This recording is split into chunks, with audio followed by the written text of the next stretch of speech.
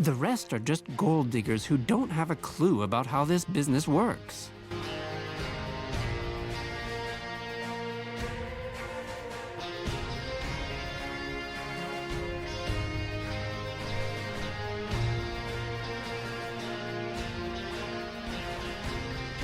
I did an evaluation of the contenders, and I am the best choice.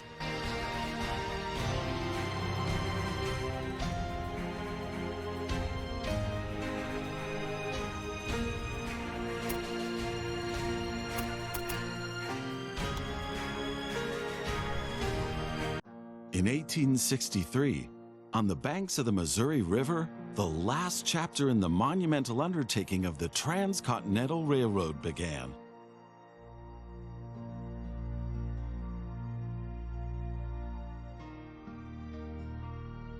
The workers of the Union Pacific Railroad began laying their tracks westward from Omaha through the wild heart of the North American continent.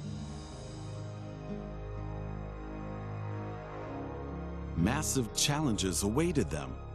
Away from all civilization, the country was vast, the weather ruthless, and the challenges tremendously energy-sapping. But there was a masterstroke of modern engineering to be accomplished, to tame the wilderness and to conquer it with steel, fire, and steam. Never before had anything like this been ventured, but the time was ripe. Greetings. My name is Thomas Clark Durand. Exactly, the head of Union Pacific. We will go down in history as the ones who created the Transcontinental Railroad. And that, my friend, is your job as chief engineer. I can't supervise everything here on site right now, as I have to meet with some politicians in Washington. First, you should familiarize yourself with the basic controls. Move the camera in all directions. Now test the camera's zoom function. You can also rotate the camera. Give it a try. Very good. Now you know the basic controls. Your first task is to create a rail connection between Omaha and Norfolk to the northwest. Both cities will need a station for this. You already have a station in Omaha, but you still need to build one in Norfolk. To do this, switch to building construction mode.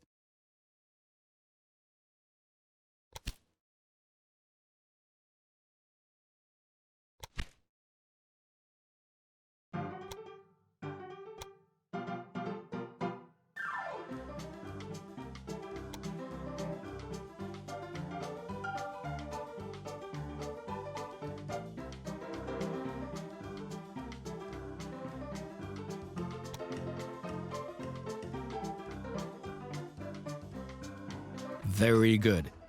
Now the two stations need to be connected with tracks. To do this, switch to track construction mode. Now plan the tracks between the stations in Norfolk and Omaha. To do this, select the two station tracks one after the other. Then pay for your track planning.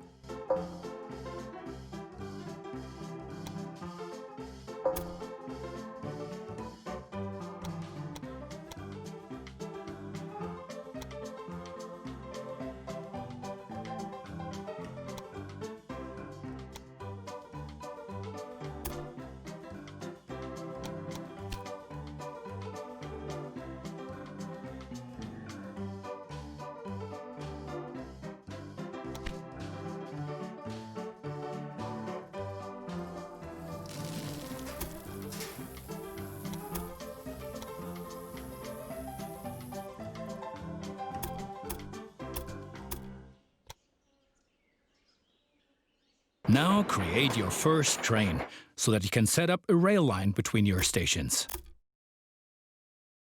Initially, your train only exists on paper. It's not much use to you without a locomotive.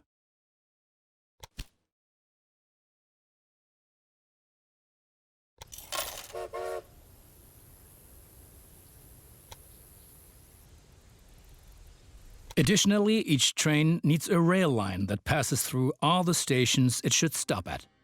Now join your two stations to the rail line by selecting them one after the other. That's enough for your first rail line. Now confirm it so it becomes active. Very good. Now you can see the journey your train will take. If there is something to transport, the train will automatically take it.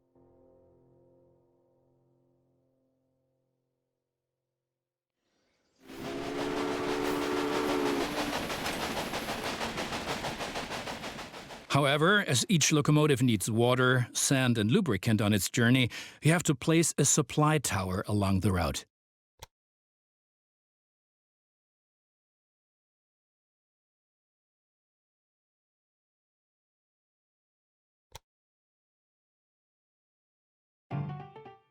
Very good. Your train is now traveling between Omaha and Norfolk. But you can do even more.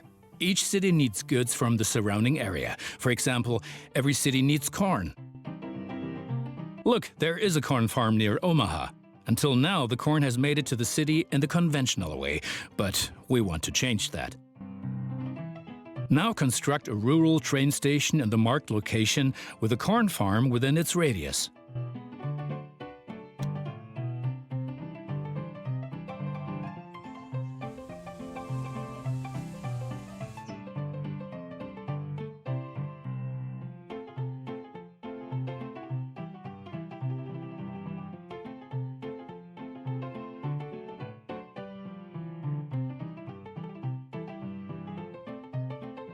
Now connect the new rural train station to the station in Omaha.